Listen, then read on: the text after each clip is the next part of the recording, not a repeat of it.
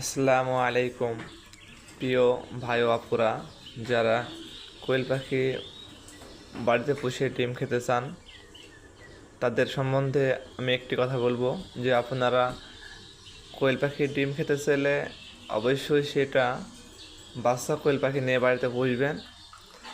ইতোমধ্যে আপনাদের ওই সেই বাচ্চা পাখিও দেখাবো। তো তার মাঝে একটু দেখেন যে আমি এই যে অলরেডি ডিম পাড়া কোয়েল পাখি দেখাচ্ছে, এগুলো ডিম শেষ হয়ে গেছে।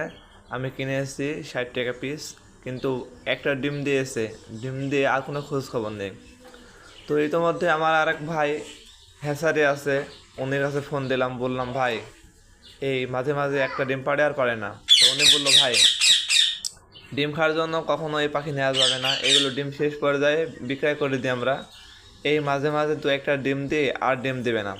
আর মানুষ মনে করে যে ডিম পাড়া পাখি ডিম দেবে, আমার ছেলে মেয়ে ডিম খাবে, আমার এগুলো যথেষ্ট, এই জন্য লোভে পড়ে নেয়। কিন্তু এগুলো কখনো সম্ভব না, কারণ যারা হ্যাসারি থেকে ডিম শেষ 8 মাস ডিম পারে প্রায়, এই 8 মাসের মধ্যে কখনো বাদ দেয় না, ডিম পেড়ে যায়।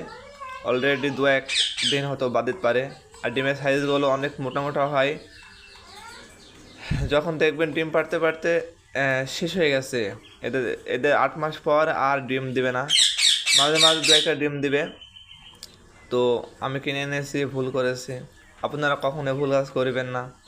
তাই আপনাদের জানানোর জন্য আমি এই ভিডিওটা ছাড়লাম। আশা করি সবাই আমার ভিডিওটি সবাই সাবস্ক্রাইব, লাইক, কমেন্ট করে আমাকে জানাবেন। এবং আপনাদের ইতিমধ্যে দেখাবো যে আমি বাচ্চা কিনে নিয়ে এসেছি দুটা। এই বাচ্চা আপনারা কিনবেন, এই কোয়ালিটির বাচ্চা কিনবেন, তাহলে আশা করি আপনারা 8 মাস ডিম দিবে। 8 মাস ডিম দিবে, আপনাদের অনেক চাহিদা পূরণ হবে, আপনারা লাভবান হবেন।